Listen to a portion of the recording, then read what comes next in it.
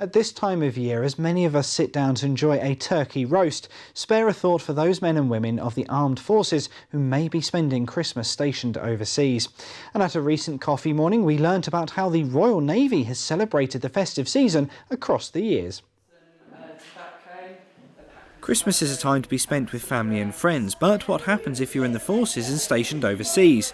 Well, just like at home, the Royal Navy has its own traditions for celebrating Christmas across the fleet. So we're holding a Christmas across the fleet coffee morning, and we're celebrating how the Royal Navy have celebrated Christmas at sea over the past 100 years. And we've got lots of artefacts and photos from our collections across the museums that make up the National Museum of the Royal Navy, right back to the First World War to the present day, and the different traditions that sailors do or have on board ships and across the fleet.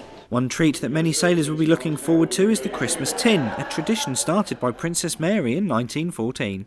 Two examples of Christmas tins, Princess Mary Christmas tins, which were funded and sent out to serving personnel at sea in the First World War, and we have modern examples of Christmas tins that are actually now sent out to serving personnel at sea. That's where the Christmas boxes, the tradition of Christmas boxes is still important, and regardless of your rank in the Navy. So like the captain would get the same box as ordinary rating, so regardless of your rank, you'd still receive a Christmas present. Traditional box, they would have a pack of cigarettes, pack of tobacco, possibly a pipe as well, and also a small photo of Princess Mary, and also a very small Christmas card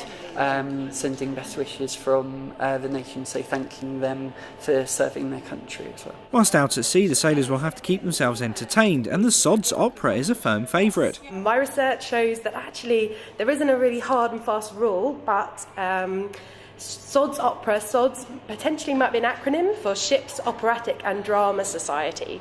So it potentially could be used as an umbrella term for kind of any theatrical concert that might take place at sea. And it's explicitly a naval performance tradition. So cross-dressing is a very important feature in any theatrical entertainment at sea. And the concert party tradition was very popular in the early 20th century and interwar period. And I think that's really from which the Sods Opera tradition potentially arose from. So it ain't half hot, mum, with the concert party tradition, and now you've got the rise of Sods Opera. And I think that potentially is today's concert party.